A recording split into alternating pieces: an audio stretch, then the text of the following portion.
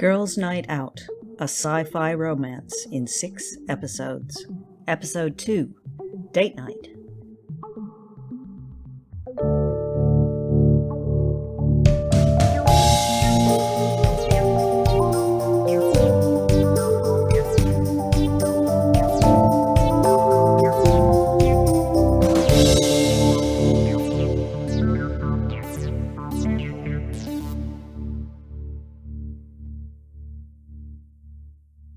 Sudden upheaval, change, an awakening. While I was getting suspended and possibly blowing up rubbish bins, Laine was having her own awakening at her veterinarian clinic on the north side. Beautiful beasties. This is Laine. Yeah, we do tortoises. Yeah, bring Sherman in. Jillian, I haven't seen you two in a while. Oh, Laine, I hope you can help us. Cookie's always been so energetic and happy, but lately, I just don't know what's wrong. Okay if I take Cookie into the examining room? Oh, of course. I'll be right out here. Cookie, I'm just gonna bring you up onto the examining table. Let's have a look at you. Ears good, eyes clear. How are your back legs? Laine pressed down on Cookie's hips. Cookie looked up at her and...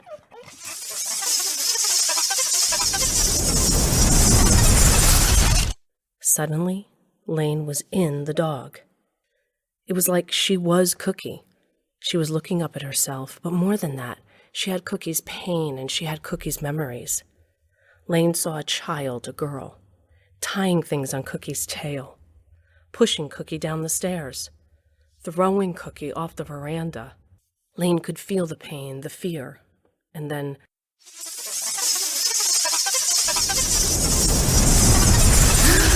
What the hell was that? I was inside you, Cookie.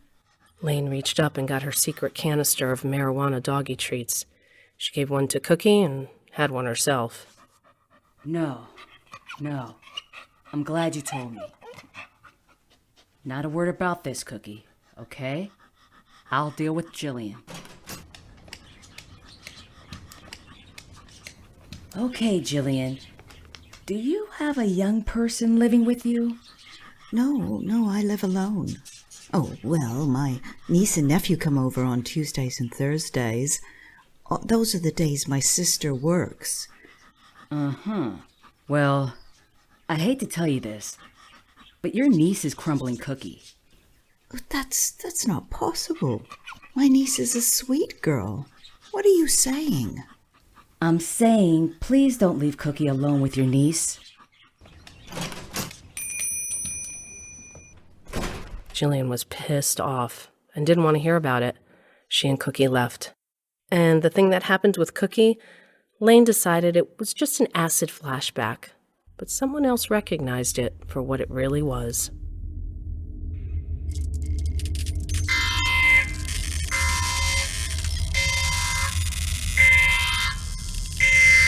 High-frequency gamma rays detected on Earth. Cognos. Drill down to source. Source is Earth.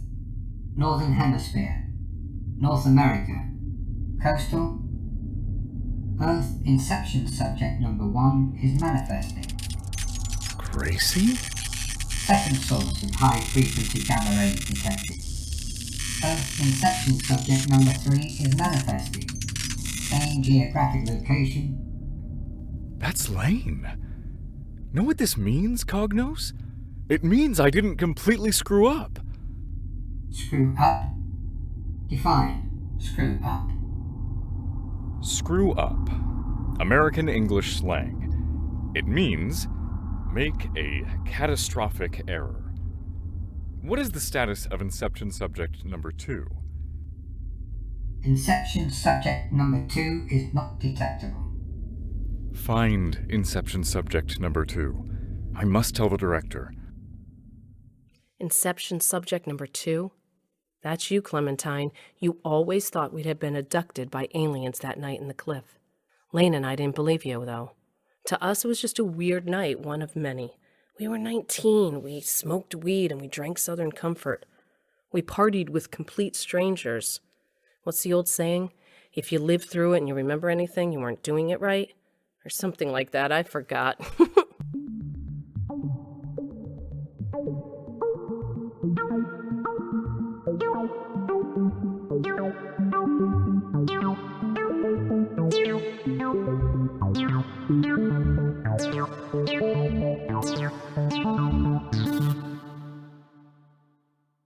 After my suspension, I went home. I was about to pour myself an extra large glass of wine and unwrap a giant Toblerone when I saw it. The calendar on the fridge. Every Wednesday had a heart drawn around it with the words date night. I really wasn't in the mood after the day I had. But I thought, what the hell? Might as well get into it. I turned on some tunes and decided to really get dressed up.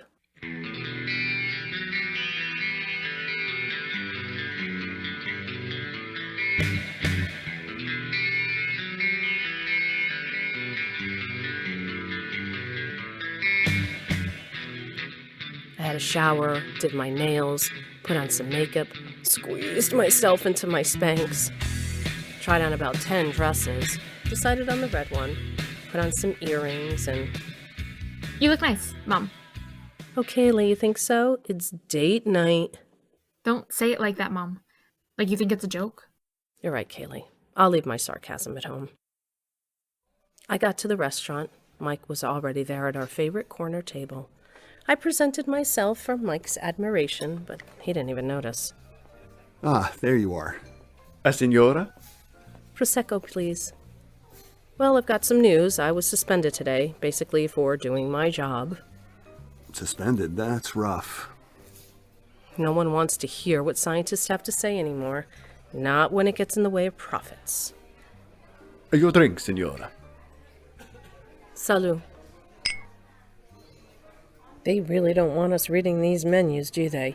What is this, size 8 font? Grace.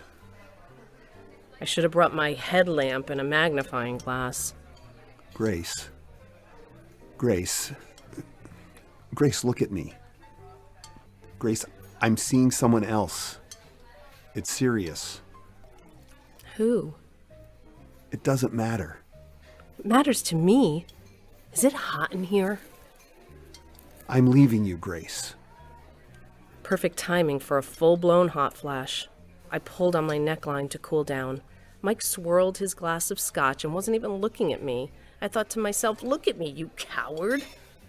Then Mike's drink burst into flames. What the? I've got it. There. That's out. Nothing to worry about. Waiter, I'll get the bill. Mike, let's talk this through. No, Grace. I've made up my mind. This date night wasn't turning out the way I had hoped. I trailed after Mike out of the restaurant onto the street. You haven't been there for me, Grace. Not for years. Taxi! I need more. I'm taking this cab. Where are you going? To Emily's. Our accountant, Emily? She's my accountant now, Grace. I just stood there and watched Mike drive off. I was crushed. But the petty concerns of we humans were about to be brought into perspective. I am Director of Planets and Recreation for the Laniakea in the Virgo supercluster. Fen B, Lifeform Warden for the cluster, has requested an urgent meeting. I will begin the thought-sharing session with the Warden now. Thought sharing commencing with Fen B. Director, I feel you. You wanted to talk to me about Earth? Earth is still our most popular travel destination. It is a beautiful planet. Have you been there, Director? I have not, Warden, but we aren't here to talk about vacations, are we? No, Director. Cognos, display graphics for Earth. Human population. Present time. Earth Human population. Earth year 2018. There are now close to 8 billion humans on Earth. A sustainable human population is 2 billion. You attempted an inception, did you not? Yes, Director. 40 Earth years ago, on 3 human subjects. But I am ashamed to say the inception did not work. Many think inception is beyond human capability. Human sapience is quite low. I suppose now you will perform a cull. Perhaps not, Director. 2 of my inception subjects have just begun to manifest. It's extraordinary. Latent inception is not unheard of. I propose that we halt the cull. Let the inception subjects lead the change. A cull of humans would restore balance on Earth quickly. The cull would exterminate 6 billion humans. It would cause great suffering. We would feel it. We are getting a lot of pressure, Warden. Earth is very important to our people, for pleasure and adventure. Should our pleasure come at such a cost? It is true. The cull is a blunt tool. You mentioned 3 inception subjects. I am searching for the 3rd. All right, Warden. We will hold off on the cull for now. Thank you, Director. Do you really think these humans can look after themselves and their planet? Their potential is limitless. We don't need potential, Warden. We need results. See that you get them. End thought sharing. Thought sharing has ended. I came home. What a day. Suspended. Separated. What next? One thing was certain. Without delay, I was taking off my Spanx. But it wasn't easy. My Spanx fought back. Fuck off, you fucking obsessive fuck-undies. Oh, hi, Kallie. Pardon my language. Where's Dad? Your father is staying somewhere else tonight. So he's with Emily. You knew about her? Everyone knows. This is your fault, Mom. He's leaving me. How is that my fault? You're never here. All you care about is work. Kallie, wait. Kallie stormed out of the room. That girl knows exactly what to say to hurt me.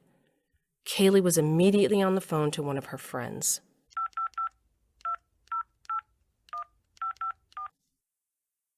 Hey, what's up? I'm having a parental divorce meltdown here. Can I come over? It should be okay. Kallie, don't forget you've got rehearsal tomorrow morning. And she was gone. I turned to look at myself in the mirror. But I wasn't there. I walked up to the mirror. I put my hands on it. I couldn't see myself. I put my nose on the mirror and breathed out. The glass fogged up. There was even a smudge where my nose should have been. But I was not there. The scientist in me was fascinated. But the woman had already had a rough day, was freaked out. I don't know why, but I slapped myself across the face. Then, gradually, I reappeared. First as a dot, then a vertical line, then a 2-dimensional image, and finally a 3-dimensional image. I'm losing my mind.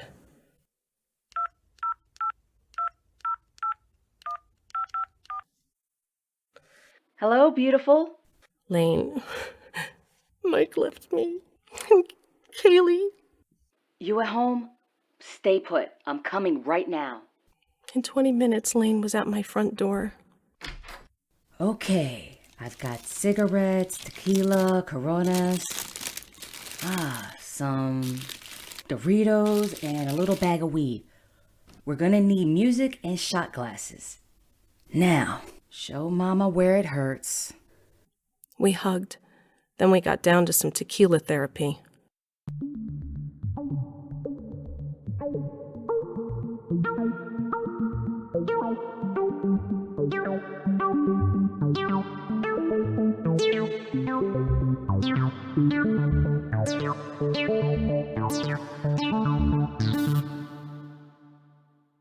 Kallie had gone over to her friend's house, Persephone Mallard. Yes, you heard that last name correctly, Mallard. Persephone's mother is my boss. The boss who just suspended me. Persephone had an illness that kept her bedridden. Daphne had a strict no-visitor policy for her daughter, but what she didn't know was that her husband Hayden let Kallie in to see her all the time, anytime she asked.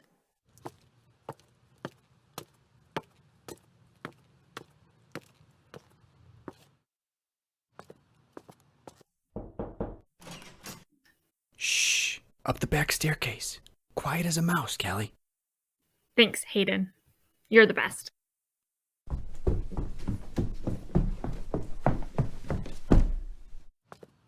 Ninja, warrior, maiden, to the rescue. You got in. Your stepdad's pretty cool. So I've got your homework. Jelly snakes, of course. Homework! And look at this glitter nail polish. Let me see. You're the only person I know who gets excited by homework. You're the only one who still comes to see me. Your mom doesn't make it easy. She says I'm immunocompromised. I still don't get why you can't have a phone. Do you want me to sneak one into you? Does that chair have to make so much racket? Oh shit, that's your mom. Quick, hide! Under the bed. Take the jelly snakes. For the girls, it was a game. Kallie hid under Percy's bed. Into the room came Daphne and Dr. Pendergast from Feelright. Trailing behind them was a male nurse called Felix. Felix, put that chair over there. Hello, darling. What's all this? My schoolwork. Kallie brought it to me. How did she get in? Persephone, you know the rules.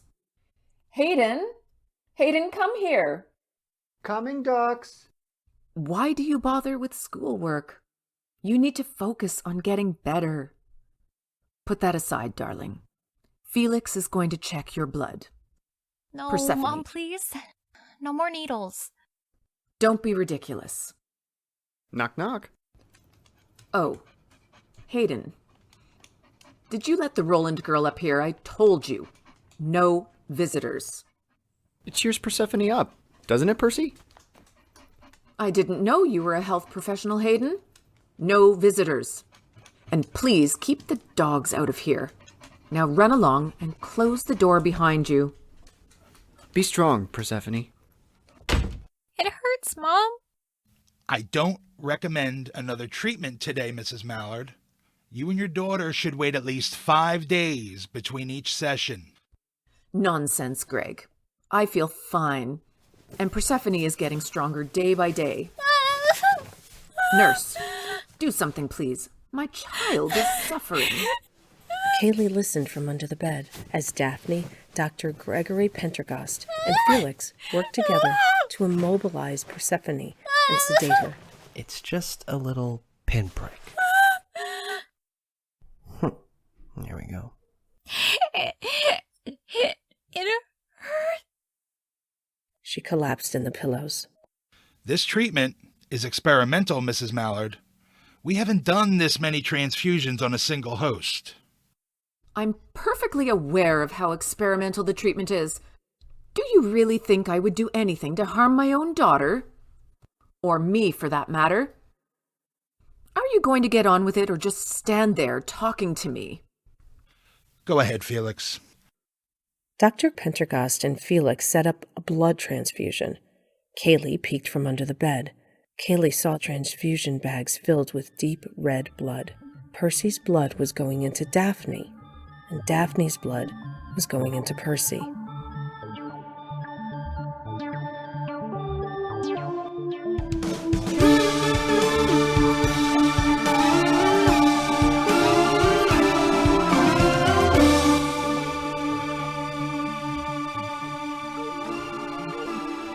Our voice actors for episode 2 are Nancy Zelno as Grace and Gracie, Jen Lyles as Laine, Matthew Moore is Warden, Paul Watton is the director and AI voice, Rachel Tully is Dr. Anita Chung, Caitlin Stewart is Kallie, Michelle Onida is Persephone, Rich Green is Mike. Viv Jones is Daphne. Ryan Wiley is Hayden. Joe Demansky is Dr. Pendergast. Mary Labrie is Jillian. Dan Egan is Felix. Additional roles were done by Ryan Wiley. Girls' Night Out was written and directed by me, Mary Labrie, and produced by Women of a Certain Age. Our poster art was done by Kelly Ulrich. Our podcast thumbnail was created by Dan Egan. Original music, We Are Alive, was composed and produced by Dan Egan. Thank you for listening. If you love the show, give us a review on your favorite podcast platform and share us with your friends and fam. For all the episodes and the behind-the-scenes stuff, check us out on Facebook or Instagram. Our handle is @GirlsNightOutUniverse. You can find all the links you need for this show in the show notes for this podcast. Or you can go to our link tree, which is linktree.com/Girls Night Out Podcast. You can also hear Girls Night Out in sunny California on KPPQ 104.1 FM. Thank you so much for listening and for joining us in this reality vector.